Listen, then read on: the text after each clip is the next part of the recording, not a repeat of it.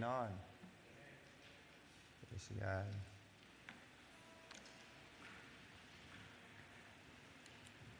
Let's turn our Bible in John chapter 5.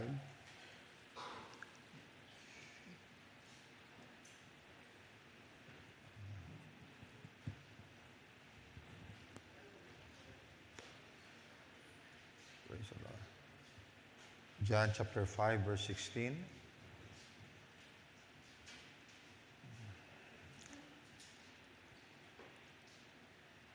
So, babasahin po natin yung huling bahagi. James 5:16, sorry. Nasa slide na yon. I put in the slide. James 5, verse 16.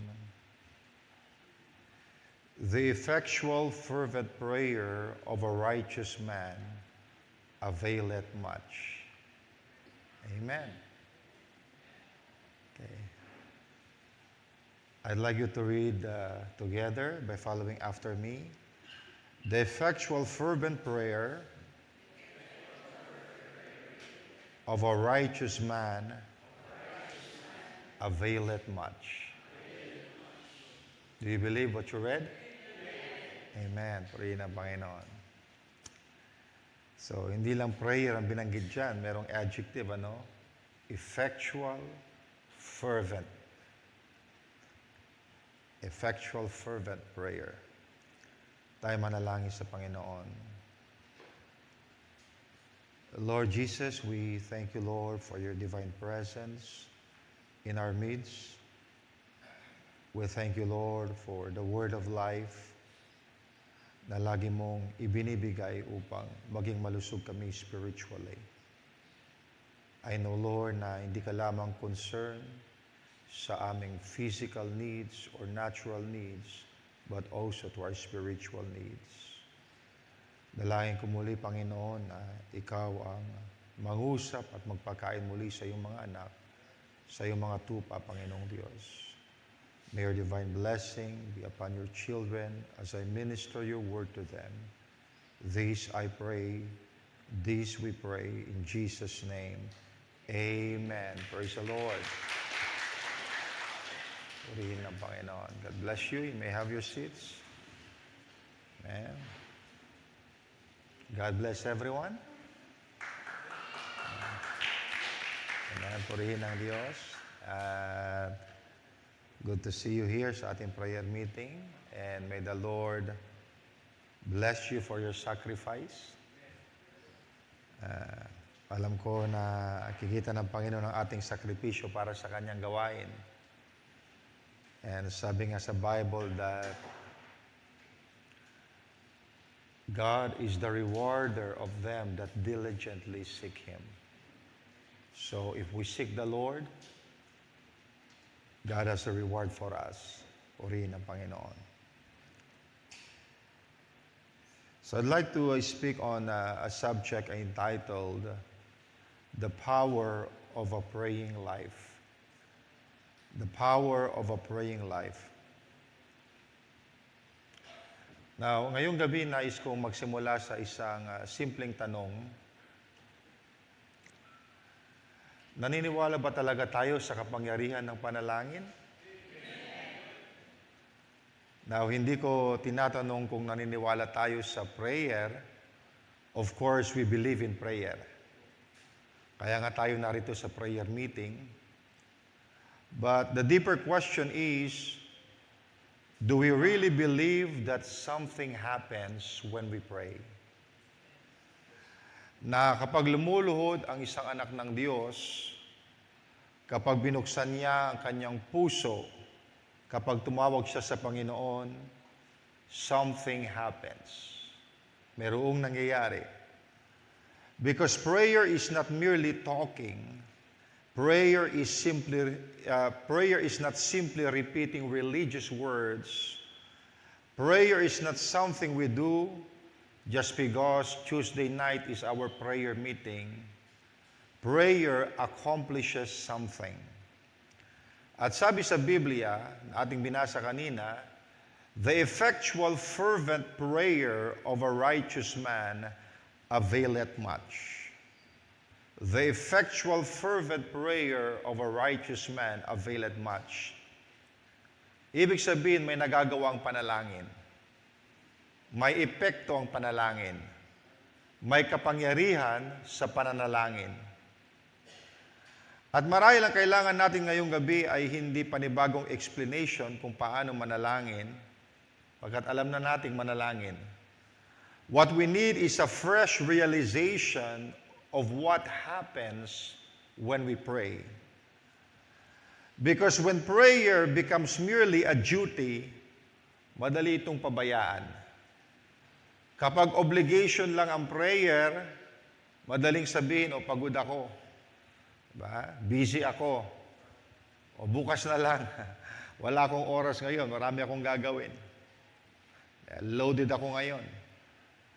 But when you become convinced in your heart, when I pray, something happens, then prayer is no longer merely an obligation, it becomes a necessity. Kumbaga, darating ka sa puntong masasabi mo, I cannot afford not to pray. Because you come to realization na napakahalaga ng panalangin at kailangan mo ng pananalangin. Now, tingnan natin ang early church dito sa Acts chapter 1, verse 14. Acts 1, verse 14. Ang sabi dito, these all continued with one accord in prayer and supplication. These all continued with one accord in prayer and supplication. That is Acts 1. So before Acts chapter 2, the outpouring of the Holy Spirit, before Acts chapter 2, there was Acts chapter 1. Ibig sabihin, before there was a sound from heaven, there was prayer rising from the earth. Before there were tongues of fire, there were people waiting upon God. Before Peter stood and preached, and 3,000 souls were saved, there was an upper room filled with praying people. Now mga kapatid, mapapansin nyo that the New Testament was not born through human organization. Hindi ito isinilang dahil meron silang magandang building, hindi ito dahil meron silang malaking budget para magsimula ng iglesia, hindi dahil meron silang magagaling na musicians. No, the church was born in an atmosphere of prayer. In other words, the church was born out of prayer. And there is one important principle here. Whatever is born through prayer must be sustained through prayer. Now, hindi pwedeng nanalangin lang tayo noong may problema. Hindi pwedeng nanalangin lang tayo nang desperado tayo. Hindi pwedeng malakas lang ang prayer life natin noong nagsisimula pa tayo. And then when God begins to bless us, when life becomes comfortable, when the ministry becomes established, then we stop praying. Now mga kapatid, hindi tayo nabubuhay ngayon sa panalangin ng kahapon. Now, yesterday's prayer cannot replace today's dependence upon God. Nang ibig sabihin, kailangan natin ang Diyos ngayon. Kailangan natin ang Kanyang tulong ngayon. Kailangan natin ang Kanyang presensya ngayon. At dito makikita natin kung bakit napakahalaga ng prayer. May mga laban sa buhay na hindi kayang ipanalo ng sariling lakas. May problema na hindi kayang ayusin ng pera. May mga anak na hindi kayang baguhin ng sermon lamang. May mga tahanan na hindi kayang ayusin ng magandang advice lamang. There are spiritual battles that natural strength cannot win. And if the battle is spiritual, then we need spiritual power. That is something beyond our natural strength. Nabasahin natin ang sinabi dito sa Zechariah chapter 4, verse 6. Okay, sabi dyan, not by might. That is your natural might. Not by might, nor by power, but by my spirit. My spirit, saith the Lord of hosts.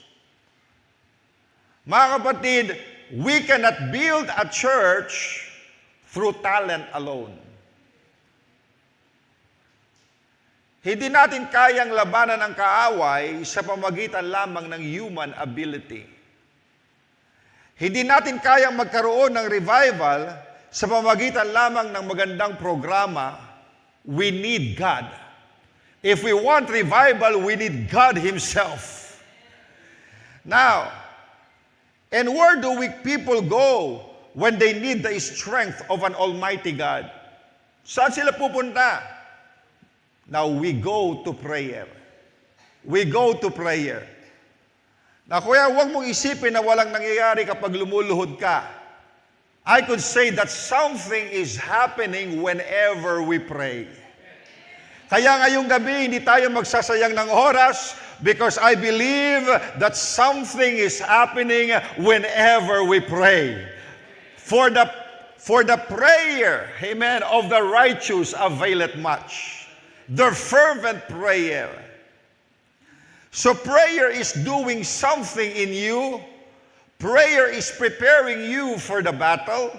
Prayer is strengthening your inner man. Prayer is bringing you into dependence upon God. At marahil ito ang gustong ibalik ng Panginoon sa atin. Not merely people who pray when there is an emergency, but people who have a praying life. May pangangailangan man, may emergency man o wala, pero ikaw pa rin ay nananalangin. Ito ang mga taong hinahanap ng Diyos. People who have a praying life. Because there is a difference between saying a prayer and living a life of prayer. Lahat ng tao, they could say a prayer. Diba? So dumalo ka sa occasion, maging sa sanlibutan, they start the occasion with prayer. Everybody could say a prayer, but the question is, are they living a life of prayer? Now, maraming tao ang nananalangin kapag may problema. But a praying man does not wait for the problem before he seeks God. Maraming nananalangin kapag wala nang ibang magawa. But a praying Christian does not treat prayer as the last resort. Because prayer is his way of life. Kaya ang title ng ating message ngayong gabi ay The Power of a Praying Life. The Power of a Praying Life. At ngayong gabi, tatlong bagay ang nais kong gustong talakayin o ipakita sa inyo. Now, what happens when we develop a praying life? Una, prayer gives us power. Ikalawa, prayer gives us spiritual perception. And ultimately, prayer brings us deeper into His presence. So tatlong bagay yan. Power, perception, presence. At sana bago matapos ang service na ito, ang prayer natin ay hindi lamang, Lord, answer my prayers, kundi mas malalim. Sasabihin natin, Lord, restore my prayer life. Panginoon, gawin mo akong taong mapanalanginin. Amen. Make me prayerful. Lord, make us a praying church. Why? Because there is power in a praying life. So that brings us to our first truth na gusto kong talakayin ngayon. Prayer produces spiritual power. Basahin natin muli yung binasa natin kanina. Sabi sa Zechariah 4 verse 6, not by might, nor by power, not by our own might, nor by our own power, but by my Spirit, saith the Lord of hosts.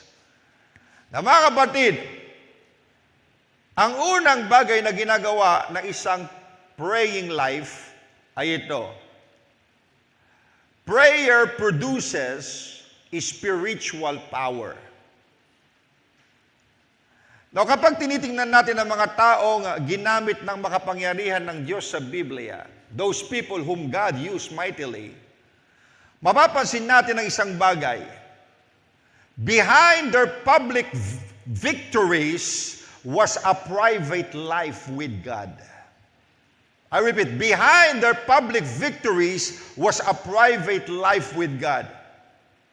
Now, hindi sila naging makapangyarihan dahil extraordinary silang mga tao. They were ordinary men who learned to depend upon an extraordinary God. And this is important because we often admire the people, we often admire the power that people see, while forgetting the prayer that nobody sees. Now just think about Moses. Nakita ng mga tao si Moses na humarap sa Pharaoh. They saw all the plagues fall upon Egypt. Nakita nila si Moses na tinaas niya ang kanyang tungkod sa Red Sea and the waters divided. They saw a man standing with tremendous spiritual authority. But before Moses learned how to stand before Pharaoh, he learned how to stand before God. Basahin natin sa Exodus 33 verse 11.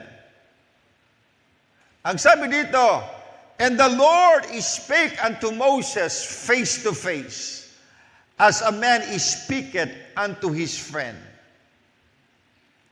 Now, there was Moses' secret. Hindi lamang niya kilala ang kapangyarihan ng Diyos, he knew the presence of God. He knew the presence of God. Bago siya naging makapangyarihan sa harapan ng mga tao, natuto muna siyang manatili sa presensya ng Panginoon. Do you see that? So the power people saw was born in the place they did not see. And that gives us an important principle. Public power is born in private prayer. Inuulit ko, public power is born in private prayer. Pagkat pinag-aaralan ko yung mga history na mga ginamit ng Panginoon sa mga ages, kung how God used them to bring forth revival in their generation. And I see to it, and I realize that they have one thing in common. Okay? They have a fervent prayer life. Most of them, they would wake up 4 a.m. in the morning and would pray 2 to 3 hours each day.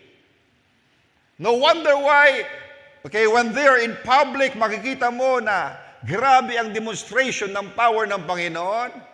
What they could just see is the demonstration of the power, pero hindi nila alam yung private life ng tao. Because I tell you, public power is born in private prayer. Mga kapatid, gusto natin ng power, pero minsan ayaw natin ng prayer. Gusto lang natin ng power. Okay? Gusto natin ng anointing, or we want even the anointing in our life to increase, pero ayaw natin maglaan ng oras to commune with God. Gusto natin ng victory, pero ayaw natin ng secret place. We want what happens on the platform, but we don't always want what must happen in the prayer room. And let me say this, there are no shortcuts to spiritual power. Before God uses us before man, we must learn to meet with God when nobody is watching. And we can see the same principle sa buhay ni Joshua. Joshua would eventually stand before Jericho, and he would lead Israel into the promised land. But long before Joshua became Israel's leader, he had already learned to stay near the presence of God. Basahin natin dito sa Exodus 33 verse 11. Ang sabi diyan, "But his servant Joshua, the son of Nun, a young man, departed not out of the tabernacle." Nang bumaba ang glory ng Panginoon sa tabernakulo, and God spoke to Moses. Then Moses went out of the tabernacle to go to the camp. Pero sabi diyan, si Joshua ay nanatili doon sa tabernakulo. I love that picture. Moses left but Joshua stayed. Bago siya humawak ng leadership, natuto muna siyang manatili sa presensya ng Panginoon. Bago niya hinarap ang Jericho, he had already learned the value of staying near to God. At mga kapatid, this is one of the greatest things we can pass to the next generation.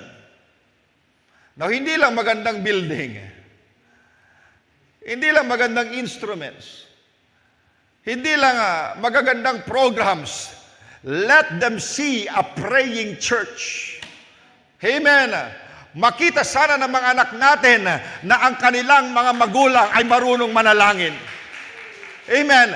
And let the young believers see the older believers seeking God.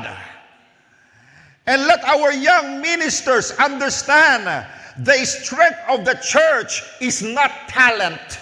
Amen. Our strength is our dependence upon God. Ayan ang kalakasan natin, mga kapatid. Yung ating dependence sa Diyos. Pagkat alam natin, we may be talented, but we could not accomplish something in the kingdom of God without God. Pagkat sabi ni Jesus Christ, "Ye are the branches, I am the vine, and ye can do nothing without me." It is showing our dependence on Him. Because eventually, another generation will face its own Jericho. At kapag dumating ang kanilang laban, hindi sapat na sabihin nila, "Oh, my parents knew God."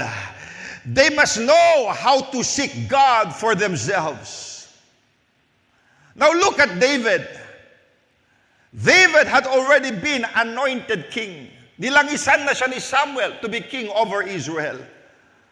Bagamat siya'y nalangisan na, Saul was still sitting on the throne. May promise na siya mula sa Diyos, pero hindi pa niya nakikita ang fulfillment. And sometimes, waiting is harder than fighting. Alam niyo, David even had opportunity to kill Saul. Now, he could have said, "Oh, God already promised me the throne. Maybe this is my opportunity." Pero mga kapatid, bagamat may opportunity si David na patayin si Saul, hindi niya ginawa. Yung kanyang tauhan, sabi niya, let me smite him. Isang strike lang yan, patay na. Pero pinigilan siya ni David. David refused. David refused to force God's promise into fulfillment by his own hand. He waited for God. Hinintay niya ang Diyos kung kailan siya iluklok. He did not press himself to the throne. If he pressed himself to the throne, sabihin ng mga tao, "Oh, naluklok niya sa trono pagkat pinatay niya si Saul," mga kapatid. Hinintay niya ang Diyos na siya ang gumawa. Amen. Na sana mismo ang Diyos ang magluklok sa kanya because he knows that he was anointed king already, but he had to wait on God. Hindi niya ima-manufacture, hindi sa kanyang sarili. Ang Diyos ang gagawa para siya may luklok sa trono. Now, so he waited for God. And that shows us another kind of spiritual power.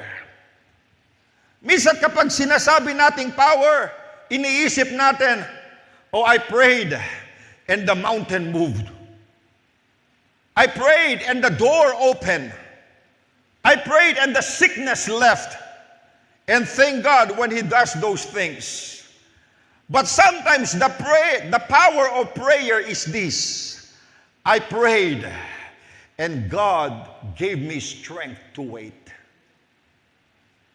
Hindi pa nagbago ang situation, pero binigyan ka ng Diyos ng lakas para magpatuloy. Ng lakas para maghintay sa katuparan ng kanyang pangako. Saan nakukuha yung nakapangyarihan na yung lakas? Sa pamamagitan ng panalangin. Hindi pa dumating ang sakot, pero hindi ka bumibitaw. Hindi pa natutupad ang promise. Amen. Pero nananatili kang tapat. Amen. Sometimes prayer changes the situation, but sometimes prayer changes the person who is facing the situation. Diba? May panahon na ang prayer binabago niyang sitwasyon. Pero kung minsan ang panalangin ay binabago niya yung nananalangin. Amen. You entered prayer angry. Lumabas kang surrendered. Pumasok kang takot, lumabas kang, amen, punong-puno ng pananampalataya. You entered wanting to fight back, but after spending time with the Lord, you could say, Lord, I leave it into your hands. Pumasok kang nagsasabing, Lord, hindi ko na kaya. And somehow after being in His presence, the problem may still be there, but there is new strength inside you. Hallelujah! Why? Pagkat kung ikaw ay pumunta sa presensya ng Panginoon, the Lord is renewing your strength. Akala mo hindi mo na kaya, pero nang nandun ka sa presensya ng Panginoon, naramdaman mo na kaya mo, pagkat hindi ka nag-iisa, kasama mo siya. Siya ang iyong kalakasan. Siya ang magbibigay sa iyo ng tagumpay. Hallelujah! So this is spiritual power too. Power to wait. Power to forgive. Power to remain faithful. Power to resist temptation. Power to continue serving even if when you're tired. And power to say, I will not take into my own hands what God has promised to do in His time. Marunong kang maghintay.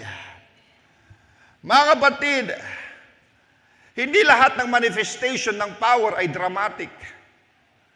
Sometimes the greatest evidence of God's power is a believer who should have given up but is still standing. Hindi ba manifestation ng power yan? Dapat matagal ka noon, dapat matagal ka nang sumuko, pero hanggang ngayon ay nakatayo ka pa rin.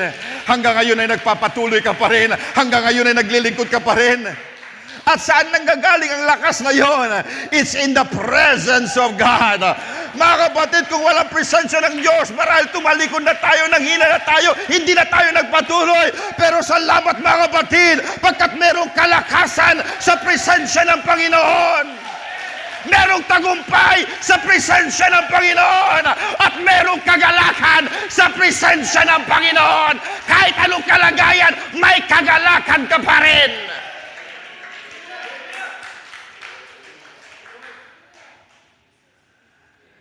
And then we come to our greatest example, Jesus Christ Himself. Now, no one ever manifested the power of God as Jesus did.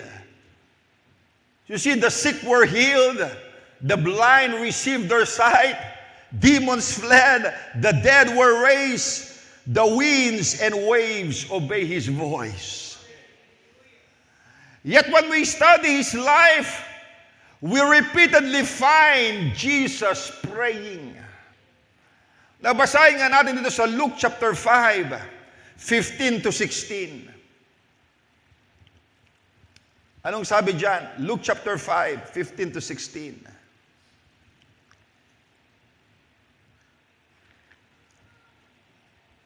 Sabi dyan, but so much the more when there a fame abroad of Him.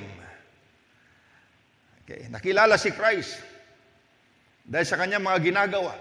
Nagdagsaan yung mga tao, if you would read that. I just cut the scripture to save time. At anong sabi dyan? And He withdrew Himself into the wilderness and prayed.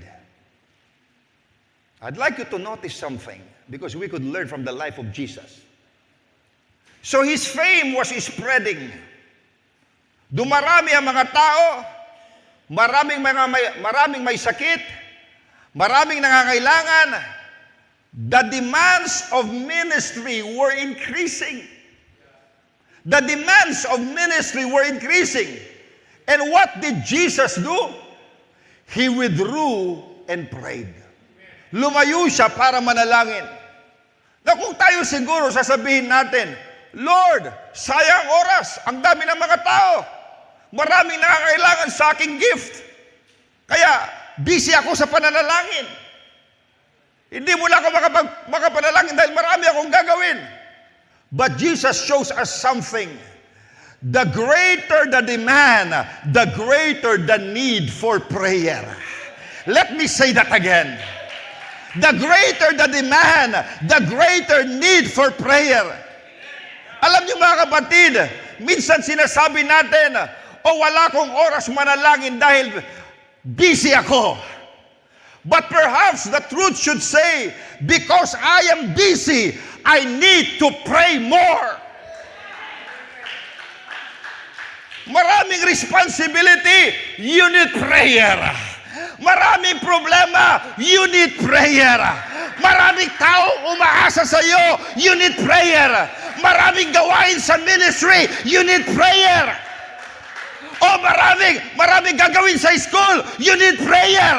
Amen. Huwag mong sabihin, masyado kang busy dahil wala ka ng time sa panalangin. The more you get busy, the more maraming demand mga kapatid, the more na kinakailangan mo ng panalangin. Because activity cannot replace spirituality. Being busy for God cannot replace being alone with God. Hindi ko pwede, Panginoon, busy ako sa paggawa ng sermon, busy ako sa pag-Bible study, busy ako sa paghayo. Kaya, Panginoon, yung oras ko sa iyo sa pananalangin ay konti na lang, o 5 minutes lang, 15 minutes na lang. Hindi, mga kapatid.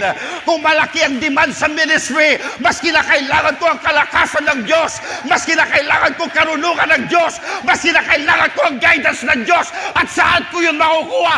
Makukuha ko yun sa presensya ng Diyos in my intimate fellowship with God.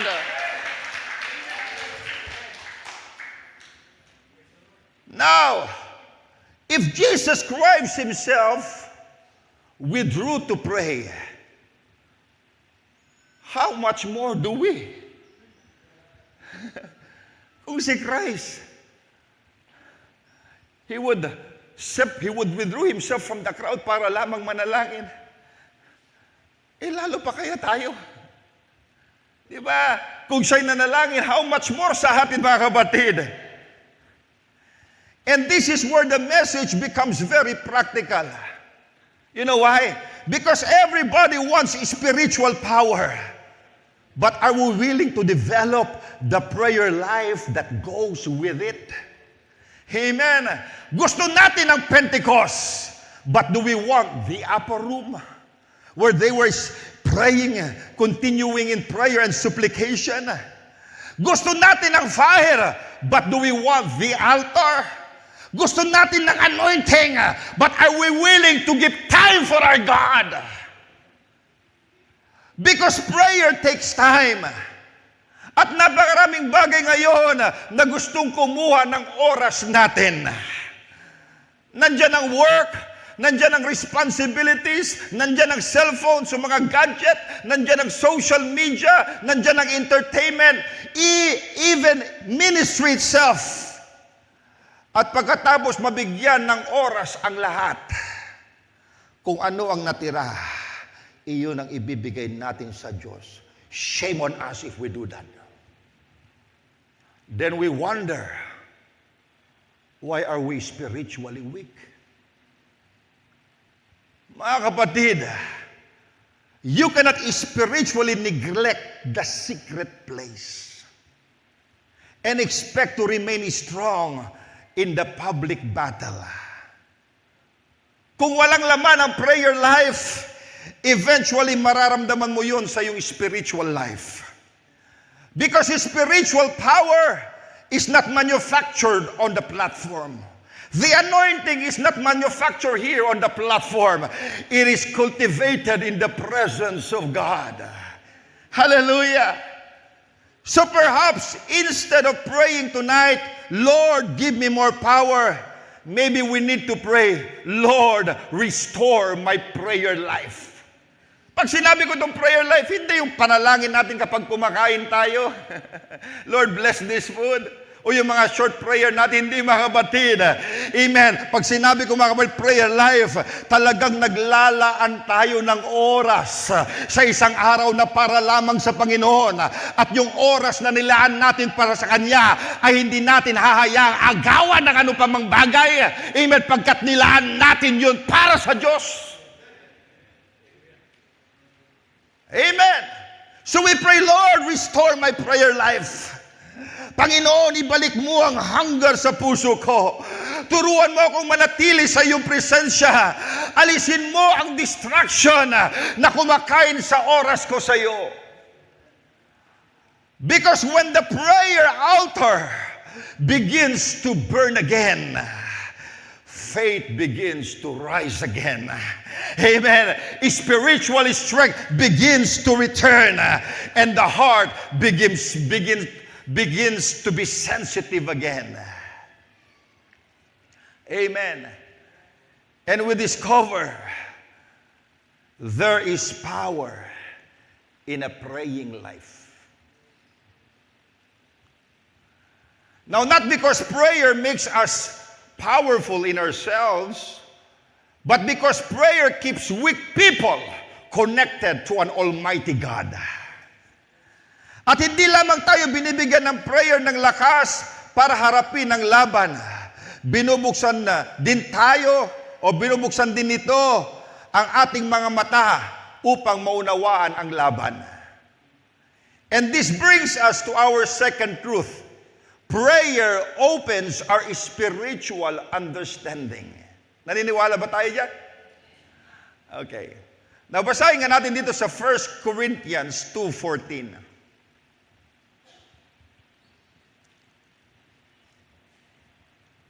1 Corinthians 2:14. But the natural man receiveth not the things of the Spirit of God, neither can he know them. Why? Because they are spiritually discerned. The things of God are spiritually discerned. That's why the natural man receiveth not the things of God, neither can he know them. Now mga kapatid, prayer does not only give us power, prayer gives us perception. Hindi lamang tayo pinapalakas ng panalangin, binubuksan din ito ang ating spiritual eyes. Because there are things in the Christian life that cannot be understood by natural reasoning alone. May mga bagay na hindi nakikita ng physical eyes. May mga bagay na hindi kayang maunawaan ng human intelligence. Because spiritual things must be spiritually discerned. And the more we spend time with God in prayer, the more spiritually sensitive we become. Now, one of the best pictures of this is found in 2 Kings chapter 6. Alam natin yung kwento, di ba? The king of Syria had sent army upang hulihin si Prophet Elisha. So one morning, yung servant ni Elijah ay lumabas at nakita niya the enemy was there. They were surrounded by the Syrian army. He saw horses, chariots, soldiers. The entire city was surrounded. And the servant cried to Elisha, dito sa 2 Kings chapter 6 verse 15, sumigaw yung kanyang servant. Ang sabi niya, "Alas, my master, how shall we do? Why? Because he saw them surrounded by an army. Now, sa natural, tama naman ang nakita niya. The enemy was really there. The danger was real. Now, hindi imagination ang problema, but his problem was this. He could only see part of the reality. Elisha looked at the same situation and said, itong sinabi ni Elisha sa verse 16, "Fear not, for they that be with us are more than they that be with them." Huwag kang matakot. Yung sumasa atin ay higit sa sumasa kanila. Now, kung tayo yung servant, ano yung sinasabi mo, Elijah? Nasaan? Yung sinasabi mo na higit yung sumasa atin, nasaan sila? I see the enemies. I see the horses. I see the chariots. Nasaan yung sinasabi mong kasama natin? And then Elisha did something. Anong ginawa ni Elisha? He prayed. Nanalangin siya. Ang sabi sa verse 17, "And Elisha prayed and said, Lord, I pray thee, open his eyes that he may see." Now notice this. Hindi nanalangin si Elisha at sabi niya, "Lord, send an heavenly army." Now, hindi yun ang panalangin niya. Why? Pagkat nandun na yung army ng Diyos. Nandun na yung mga heavenly army nakapaikot sa kanila. Ang kailangan ay hindi dumating ang Diyos. Ang kailangan ay mabuksan ang mata ng servant para makita kung ano na ang ginagawa ng Diyos. At paano mabuksan ang kanyang mata sa mamamagitan ng panalangin. So ituloy natin ang pagbasa sa verse 17. After naman nalangin si Elisha, sabi niya, "And the Lord opened the eyes of the young man, and he saw, and behold, the mountain was full of horses and chariots of fire round about Elisha." Hallelujah! Oh, mga kapatid, sometimes our greatest problem is not God is absent. Sometimes we simply cannot see what God is doing. Hindi ibig sabihin absent ang Diyos. Hindi nyo lamang nakikita ang ginagawa ng Diyos. Minsan ang prayer natin, "Lord, nasaan ka?" But God is there. Minsan sinasabi natin, "Lord, bakit wala kang ginagawa?" But God is already working. "Lord, parang napalibutan na ako." And God says, "Look again." You see the enemy, but God sees the army surrounding your enemy. You see the problem, God sees the purpose. Amen. You see impossibility, God sees what He is about to do. You see no way out, God already sees the way. Amen. Kaya napakahalaga ng prayer. Because if we live only by what our natural eyes can see, madali tayong panghinaan ng loob. Kung puro problema ang tinitingnan mo, matatakot ka.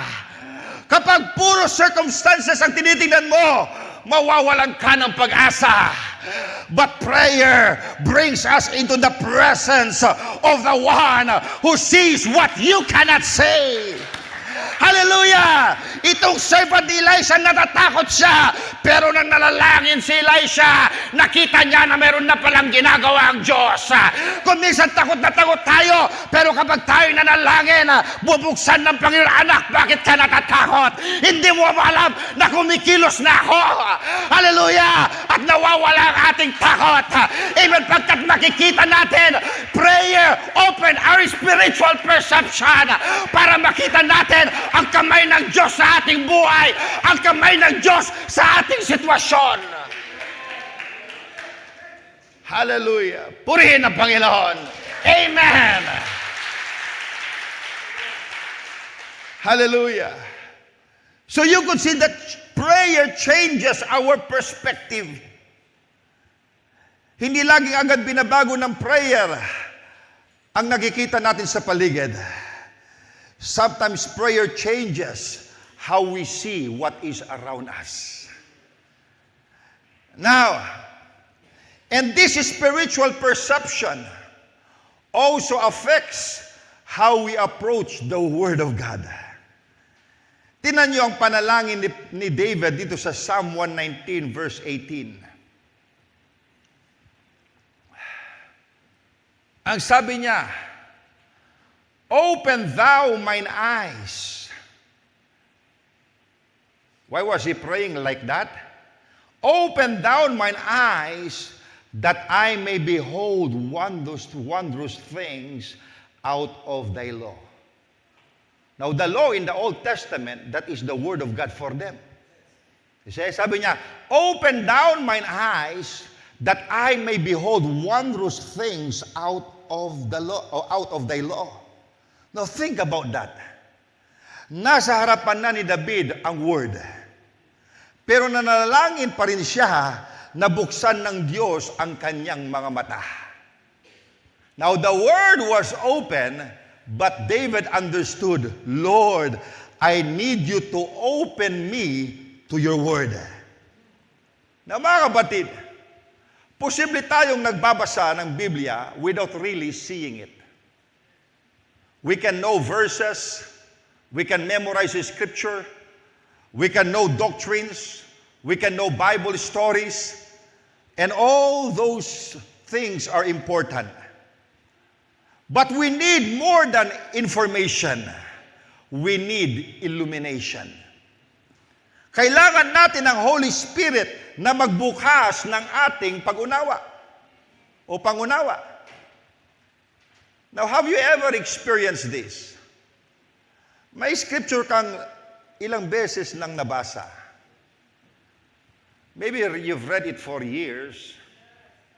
Then one day, habang nananalangin ka at nagbabasa ng Word, suddenly it becomes alive. Amen. Di ba? Ganyan ako mga kapatid. Pag nag-aaral ako ng Biblia, marami na ako nabasa dyan. Di ba? Pero, i-inspire ng Panginoon yung isang scripture sa akin, babasahin ko muli, something that suddenly becomes alive. Ganito pala yun.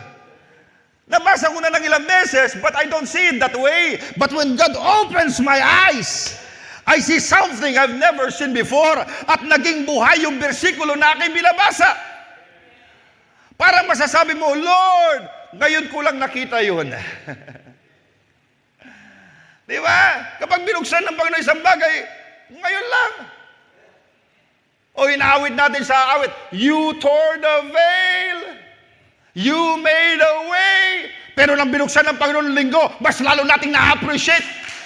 Inaawit-awit lang natin, pero nakita natin mga kapatid, hindi mura ang binayaran ng Panginoon para magkaroon tayo ng access sa Kanyang presensya. Do you see that mga kapatid? Nababasa mo kuminsan inaawit mo, pero kapag binuksan ng Panginoon, nagiging buhay yung talata, nagiging buhay yung salita ng Diyos. Diba? Now, did that verse change? Nagbago ba yung versikulo? No! Your eyes were opened. Yung mata mo nabuksan. The truth had always been there, but the Holy Spirit made it real to your heart. Amen. That is why prayer and the Word must go together. Diba? Kaya yun ang prayer ni David. Buksan yung kanyang mata para makita niya ang hiwaga ng salita ng Diyos. Amen. Kaya kami mga ministro, nananalangin kami. Para buksan ng Panginoon ang kanyang revelation. Pagkat kung walang panalangin, more of human intellect, ano mabubuksan? Amen. Pero kapag kami nananalangin mga kapatid, hallelujah, nabasa na namin, babasahin namin uli, pero nabubuksan yung hiwaga. And it touched our heart. At alam ko, if it touched my heart, kapag pinag-aral ko, it will also touch the heart of the church in Mount Zion. Why? Because we have the same appetite. Kung napakain ako, mapapakain kayo. Kung na-bless ako, mabe-bless kayo. That's why I need prayer. I need your prayer. Kailangan natin magpanalaginan sa bawat isa. We need a praying church. Mga kapatid, ang prayer natin hindi kinakailangan mag-deteriorate. Kinakailangan mag-increase pa lang, mag-increase na mag-increase pa lang, mag-increase na mag-increase na mag-increase. Hallelujah. At mas lalo pang magbubukas ang Diyos ng hiwaga. Bakit hindi ako nauubusan ng mensahe? Pagkat merong mga nananalangin sa akin. Merong mga taong nakakaalala sa akin kapag sila'y lumulod, Pastor, wag bigyan mo ng kapahayagan si Pastor Ian. No wonder why, sa tuwing ako'y nag-aaral, meron at meron binibigay ang Diyos. Amen ba tayo dyan?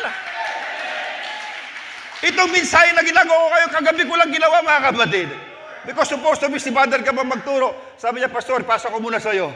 Amen. Pero mga kapatid, kahit rush, hindi tayo pinababayaan ng Diyos. Amen. Pagkat ang panalangin ang naggagabay sa akin.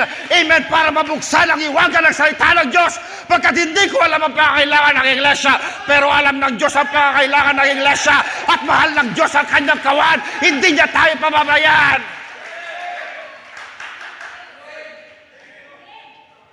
Amen. Purihin ang Panginoon. Do you love the Lord? Now, oh, praise God. Thank you, Jesus. Amen. Hallelujah. The truth had always been there, but now the Holy Spirit made it real to your heart. Diba? That is why prayer and the Word must go together. Hindi lamang, Lord, help me understand the Bible. But Lord, speak to me through your word. Panginoon, ipakita mo sa akin ang kailangan kong makita. Correct me. Convict me. Show me your will. Show me myself and show me Christ in the word. Amen. And then something happens. Hindi na lamang ikaw ang nagbabasa ng Bible. The Bible begins reading you.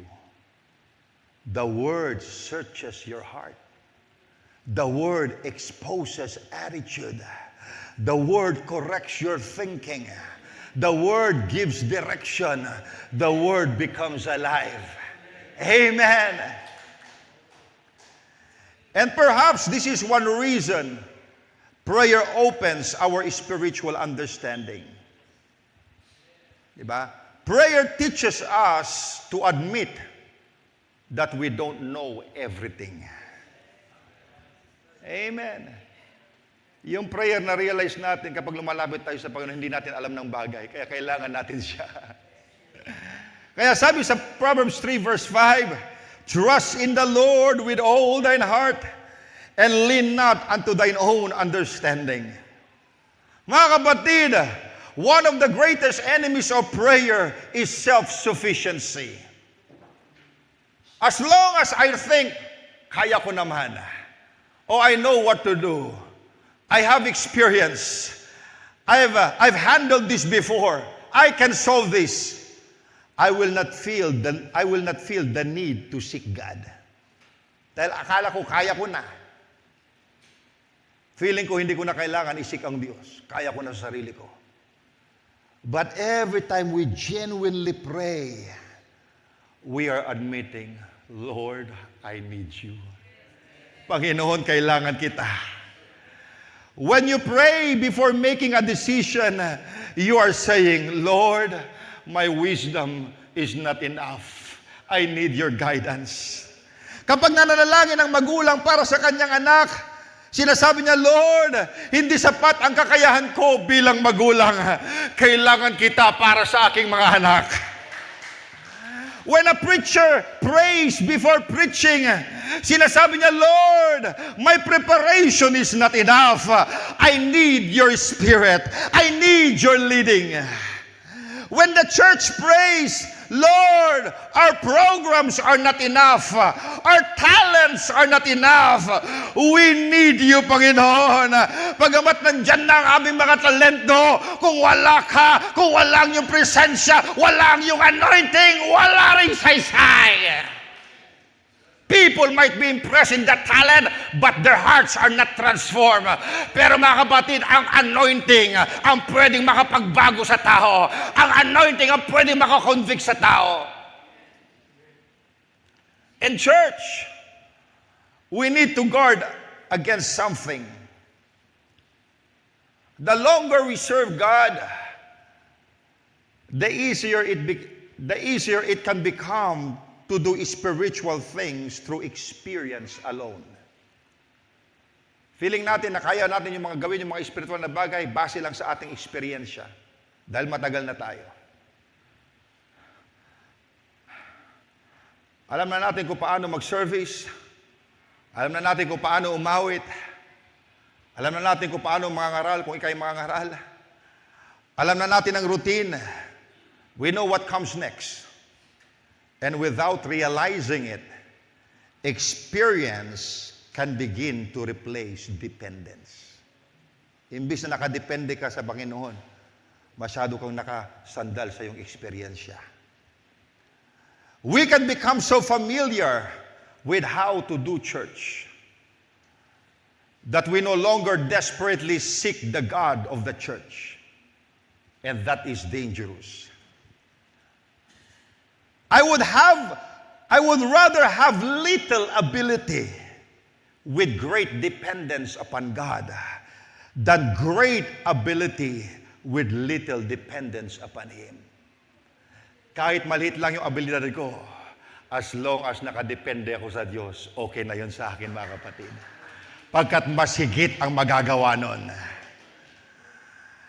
Because when I know I am weak, I pray. Kapag alam ko hindi ko alam ang gagawin ko, I seek Him. Kapag alam kong hindi ko kaya, I depend upon the Holy Ghost. And dependence keeps us spiritually sensitive. So perhaps there are times when we need to change our prayer. Instead of only praying, Lord, change my situation, pray, Lord, show me what you want me to see in this situation. Instead of only, Lord, remove this problem, maybe, Lord, ano ang gusto mong ituro sa akin sa problemang ito? Instead of always, Lord, give me what I want, you pray, Lord, show me what you want. Because prayer is not only about opening our mouths before God, prayer also opens our hearts before God. And the more we spend time in His presence, our spiritual vision becomes clearer. Our understanding of the Word becomes deeper. Our dependence upon ourselves becomes weaker. And our dependence upon God becomes stronger. Amen. So the prayer of Elisha is still a good prayer for us tonight.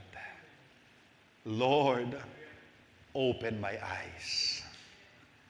Kasi kung nasa natural eye, may mga bagay na hindi tayo nakikita na ginagawa ng Diyos. But Lord, open my eyes. And when God opens your eyes, nawawala ang takot. Lord, open my eyes. Buksan mo ang mga mata ko para makita ko ang hindi ko nakikita. Buksan mo ang understanding ko sa iyong salita. Buksan mo ang puso ko sa ginagawa mo.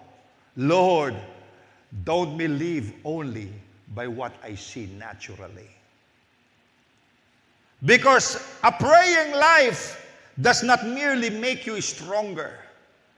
A praying life makes you spiritually sensitive.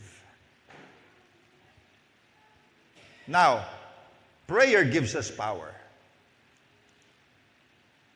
Prayer gives us perception. But there is something even greater than receiving power from God, and even greater than understanding what God is doing. It is knowing God Himself. Because ultimately, prayer is not merely about getting something from God. Prayer brings us into fellowship with God. And that brings us to the last truth or third truth that I'd like to tackle. Prayer deepens our fellowship with God. Prayer deepens our fellowship with God. Basahin natin sa 2 Corinthians 13 verse 14. Anong sabi diyan? The communion of the Holy Ghost be with you all. Amen. Na mga kapatid, nakita natin na prayer gives us power. Prayer also gives us perception. But now we come to what may be the highest blessing of a praying life.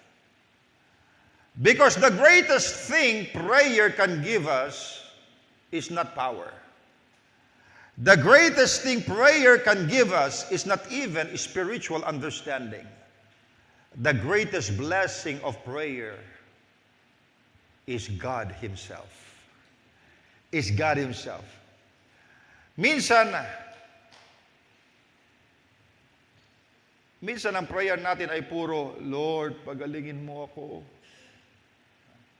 Lord, ibigay mo ang pangangailangan ko.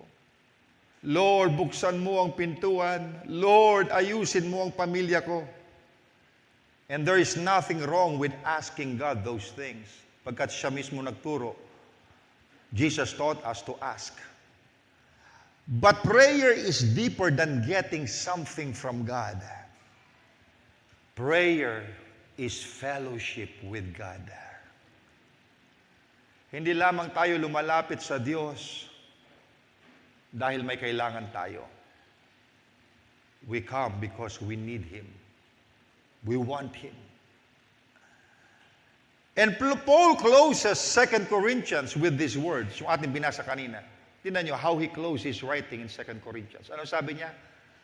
The communion of the Holy Ghost be with you all. Now the word communion, notice that. Notice the word communion. Because communion speaks of fellowship. Pakikisama. Pakikipag-ugnayan. A sharing of life. The Holy Spirit is not merely a doctrine that we believe. Hindi lamang siya power na gusto nating maranasan. Hindi lamang siya manifestation sa loob ng service. Jesus called Him the Comforter and the Spirit of Truth in John 14. So the Holy Spirit is someone with whom we are called to fellowship. At ang prayer, ang isa sa pinakamalalim na paraan upang magkaroon tayo ng communion with Him. Now, there is a difference between knowing about the Holy Spirit and walking in fellowship with the Holy Spirit. Now, we can preach about the Holy Spirit. We can sing about Him. We can believe in His gifts. We can believe in His power. But Paul speaks of something deeper. The communion of the Holy Ghost. Do you want to commune with the Holy Ghost? He is your guide. He is your teacher. The communion of the Holy Ghost.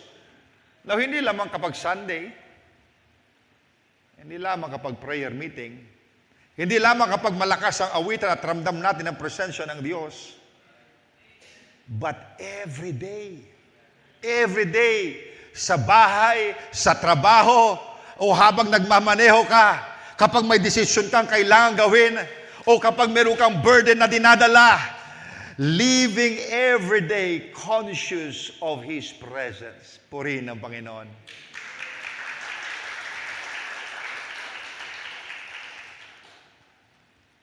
That is why prayer should not only be an event. Prayer becomes a relationship. Hindi lamang tayo pumupunta sa prayer room para magsalita. We also come to listen. Holy Spirit, guide me. Lord, ano ang gusto mong gawin ko? Speak to my heart. Correct me. Lead me. What is that? That is fellowship. And this fellowship becomes very practical when we are carrying burdens. Because this is what we often do with our problems. Itong madalas natin ginagawa sa ating problema. Dinadala nating mag-isa. Iniisip nating maghapon, iniisip bago matulog, at paggising sa umaga, yun na naman ang agad na iniisip. So we analyze, we worry, we imagine what might happen. At habang,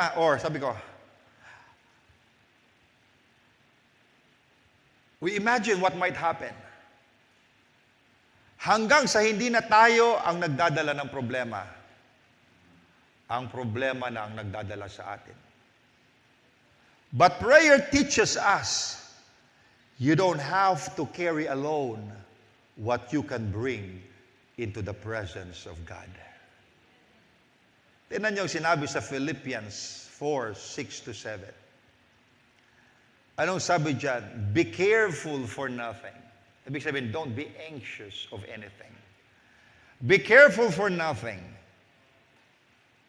but in everything, by prayer and supplication, with thanksgiving, let your requests be made known unto God. Imbis na mag-worry ka sa iyong problema, sabi diyan, huwag ka nang mag-alala. Sa lahat ng bagay, sa pananalangin and through supplication, na mayroong pasasalamat, dalhin mo ang request mo sa Diyos. At anong sabi diyan, verse 7, and the peace of God, purihin ng Panginoon, and the peace of God, which passeth all understanding, shall keep your hearts and mind through Christ Jesus. Amen. Is that a good advice? Kaya ka nagwo-worry, dinadala mo.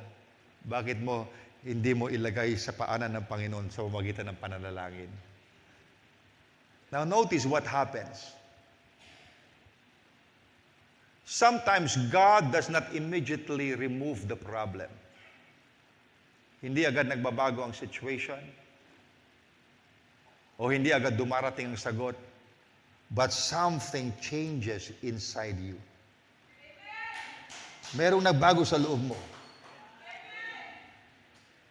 Pumasok kang balisa.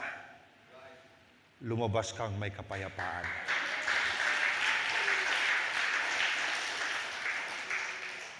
Pumasok kang confused.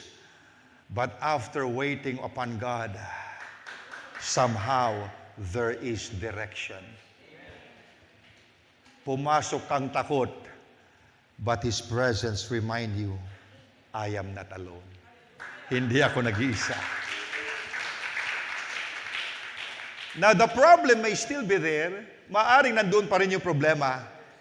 But now you can say, Lord, hindi ko alam kung paano mo ito aayusin. Pero alam kong kasama kita. Hindi ako nag-iisa. Kasama kita. That is fellowship.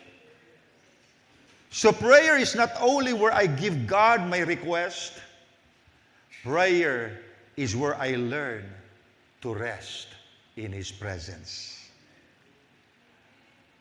I bring Him my fear, and He gives me His peace. I bring Him my confusion, and He gives me direction. I bring Him my weaknesses, and He gives me strength. I bring Him my tears, and sometimes His presence becomes the answer my heart needed most. I love the presence of the Lord. I love His presence. One of the most beautiful examples of this is Stephen. In Acts chapter 7, Stephen was surrounded by angry men. Basahin nga natin. Acts 7, 54 to 55. Ang sabi dyan, when they heard these things, they were cut to the heart, and they gnashed on him with their teeth. Hindi nila nagustuhan yung pangangaral ni Stephen because it exposes their hearts. So anong reaction nila? And they gnashed on him with their teeth. But he, referring to Stephen, being full of the Holy Ghost, looked up steadfastly into heaven and saw the glory of God, and Jesus is standing on the right hand of God. Now look at the contrast. Sa paligid ni Stephen is anger, mga taong galit. Inside Stephen is the Holy Ghost. Around him, naroon ang hatred. Inside him is the presence of God. Around him, men were gnashing their teeth. But Stephen looked up and saw the glory of God. And Jesus is standing on the right hand of God. Now mga kapatid, being full of the Holy Ghost did not stop the stones from coming. But it changed how Stephen faced the stones. Now, hindi ibig sabihin na kapag prayerful ka, ay wala ka ng problema. Hindi ibig sabihin na kapag malapit ka sa Diyos, hindi ka na masasaktan. There can still be opposition. There can still be disappointment. There can still be criticism. There can still be pain. But there is a fellowship with God where what is happening inside you becomes greater than what is happening around you. Amen. Yung nangyayari sa kalooban mo, mas dakila kaysa nangyayari sa labas mo. The stones are flying, but you still see Jesus. Amen. Nandyan ang pagsubok, pero nakikita mo pa rin ang pangako ng Diyos. Nasasaktan ka, pero hindi ka nilalamon ng bitterness. May umaaway sa'yo, pero hindi nawawala ang presensya ng Diyos sa puso mo. Pagkat mas dakila yung nangyayari sa loob kaysa nangyayari sa labas. Amen. May hindi nakakaunawa sa'yo, but you still have peace. May pinagdaraanan ka, but you still see Jesus. Amen. And look at Stephen. Amen. While they were killing him, ang kanyang panalangin, Lord, lay not this sin to their charge. Ayun pa ang kanyang panalangin, Lord, huwag mong iatang ang kanilang kasalanan sa kanila. Sinong sila? Yung mga taong bumabato sa kanya. How could he pray like that while stones were hitting his body? Because at that moment, the people throwing stones were not the greatest influence upon Stephen. The greatest influence upon Stephen is the presence of God inside of him. And that's what a praying life can do. the more time you spend with God, the less power circumstances have control or have to control your spirit. Hindi ibig sabihin na hindi ka na masasaktan. Masasaktan ka. But hurt does not have to become hatred. Pain does not have to become bitterness. Criticism does not have to destroy your calling. Disappointment does not have to steal your faith. Why? Because there is another presence governing or ruling your heart. And church, this brings us to the heart of everything we've been saying tonight. Why do we pray? Yes, because we need power. Yes, because we need spiritual perception. But ultimately, we pray because we need His presence. We need His presence. Because what is power without His presence? What is spiritual understanding without relationship? What is ministry without communion? Mga kapatid, we don't just need something from God. We need God. Kailangan natin ang Diyos. Now, maybe we entered prayer because we needed healing. Maybe because we needed provision. Maybe because we needed an answer. Maybe because there is a problem in our family. Or maybe because we need God to open a door.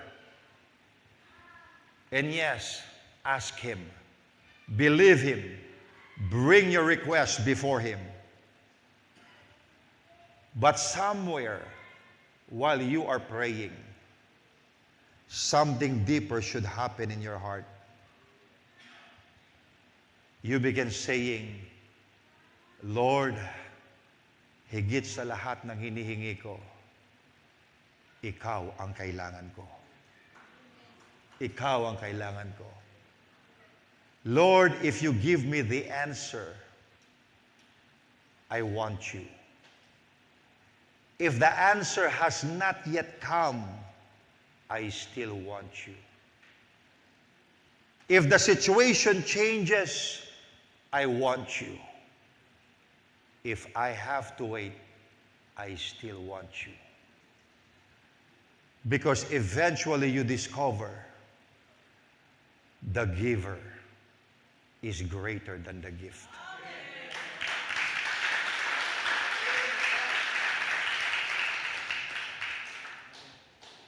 So you entered the prayer room looking for an answer. And you came out having encountered His presence. And when prayer reaches that place, prayer is no longer merely something we do when we have a problem. Hindi lamang ito ginagawa kapag Tuesday night. Hindi na lamang emergency response ang prayer. Prayer becomes a way of life. Because you no longer pray only because you need something. You pray because you need someone. And that someone is Jesus. It's Jesus. So ngayong gabi, remember these three truths. Prayer gives us power. Prayer gives us perception. And prayer brings us into His presence. Power, perception, presence. And now the question is no longer, does prayer really accomplish anything? Because we have seen that it does. The question we must ask ourselves, if prayer can do all of this, why I am not praying more? Kung ito palang nagagawa ng prayer, bakit kapiranggot lang yung panalangin ko?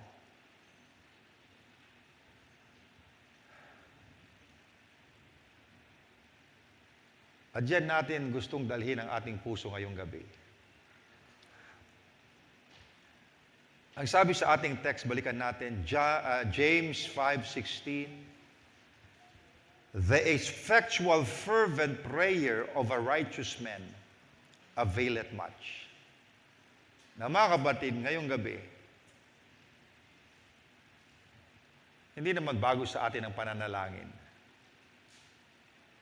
Alam natin na kailangan natin ng pananalangin. Alam natin na mahalaga ang prayer.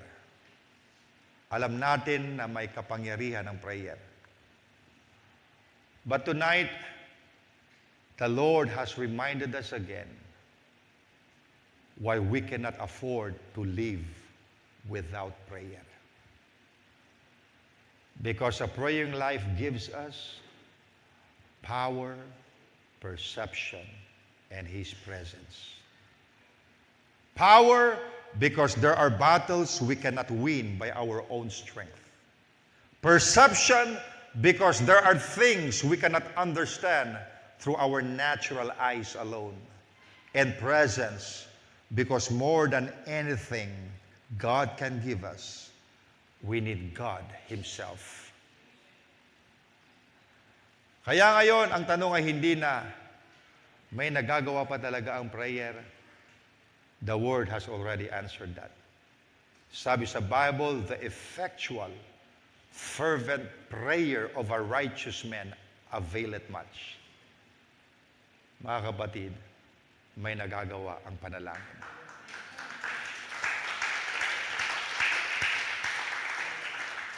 So perhaps the real question tonight is, if prayer accomplishes so much, why do I pray so little? Mga kapatid, huwag na muna natin isipin yung katabi natin o kung sino pa man. I want you to examine your own prayer life. Kamusta ang prayer life mo ngayon? Hindi lamang dito sa church, sa pang-araw-araw. Kamusta ang prayer life mo ngayon? Not last year,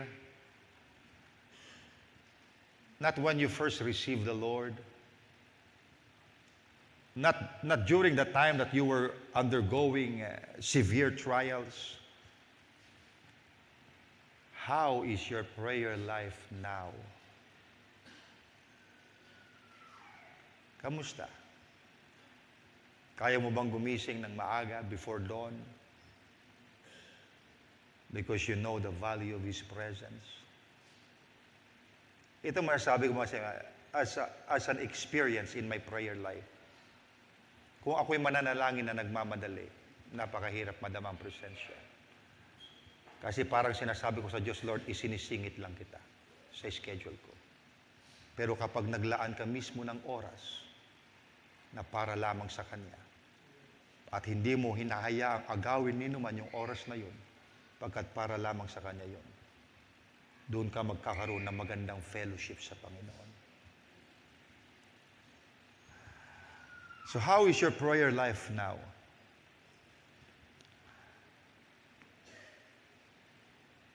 Marahil there was a time when you prayed more than you pray today.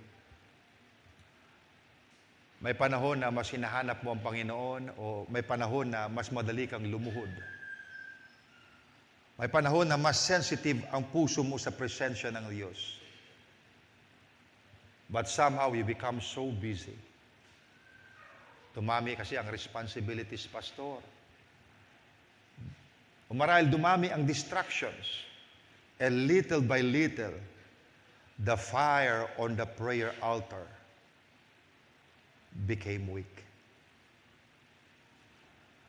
Maybe hindi naman tuluyang namatay, pero hindi na katulad ng dati. But tonight, God is simply calling us back to prayer. Back to real prayer. Fervent, effectual prayer. Bumalik tayo sa secret place. Bumalik tayo sa paghihintay sa Panginoon. Bumalik tayo sa mga sandaling walang nakakakita. Walang microphone, walang audience. Ikaw lamang at ang Diyos. Because the strength we need in public is developed in private. The victory we need tomorrow may begin with the prayer we pray tonight.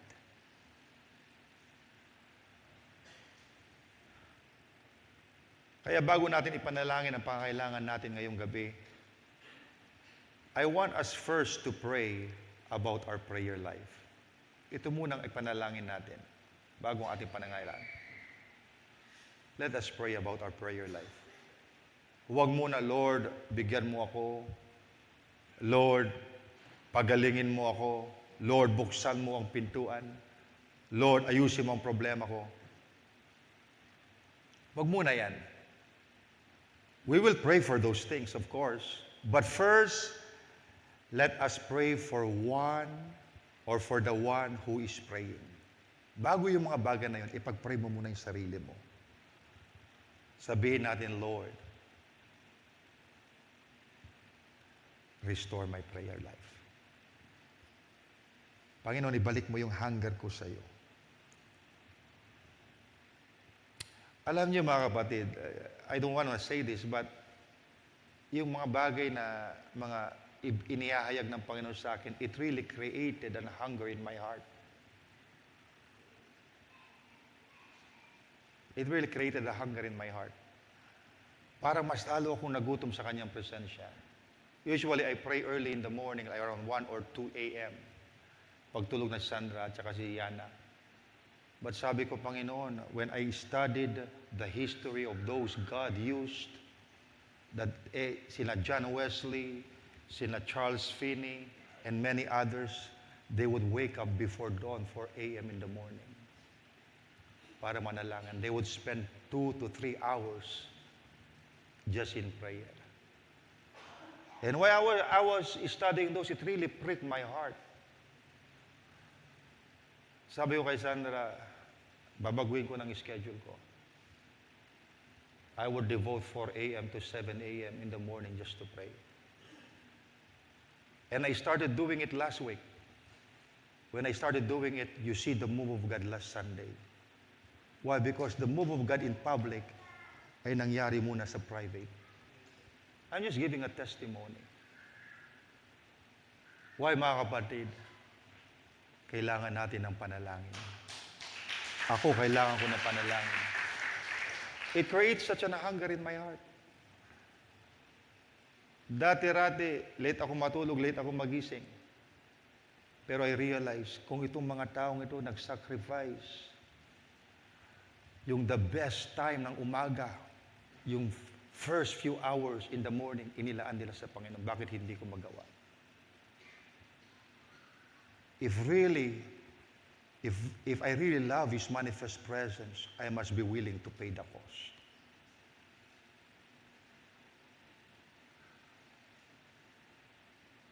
And I wonder how many of us tonight are willing to pay the price. You want power, you want anointing, but how is your secret place?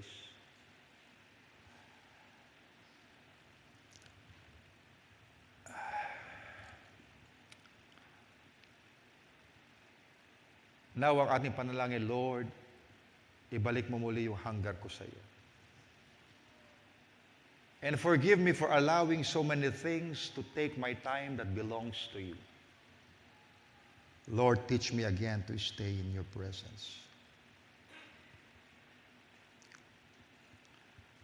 Maybe your prayer altar has grown cold.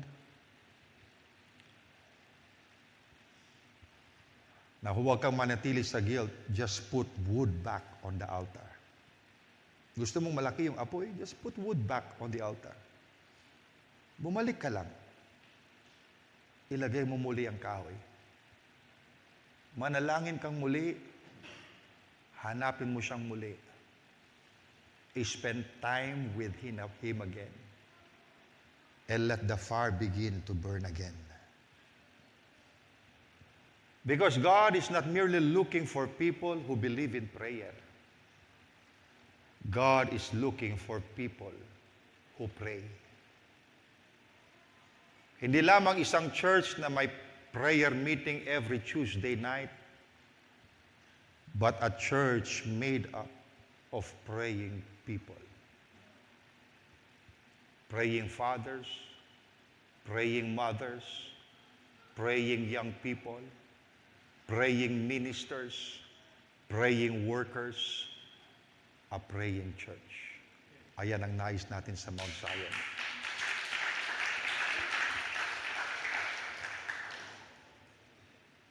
Imagine what God can do if prayer stops merely something we do on Tuesday night and becomes the way we live every day. Ano kaya ang magagawa ng Diyos sa ating mga tahanan? Sa ating mga anak?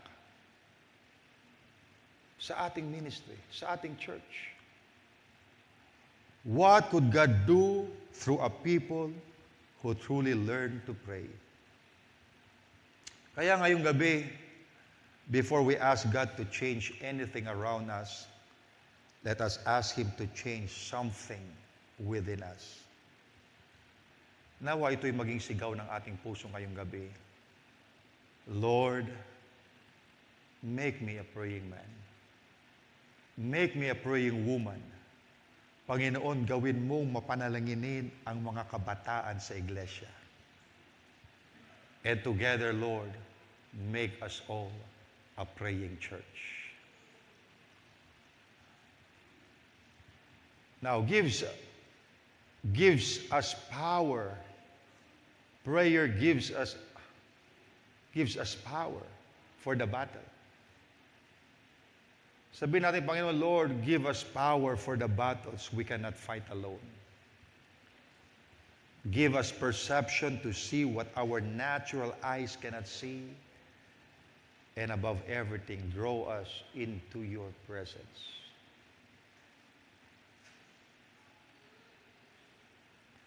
Because we don't only need your answers, God. We don't only need your blessing. We don't only need your power. We need you. Amen. Mga kapatid, let's come back to the prayer altar. Amen. Are you ready to pray?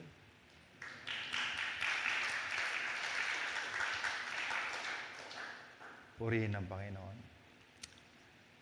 Oh, thank you, Jesus.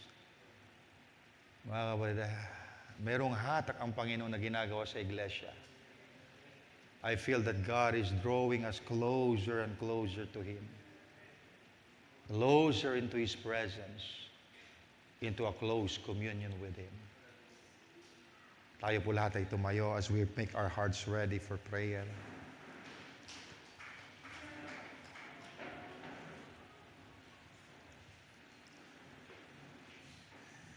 Praise God. Tayo umawit sa Panginoon. Let us sing this song, Flow Through Me, Holy Spirit, QFC. Flow.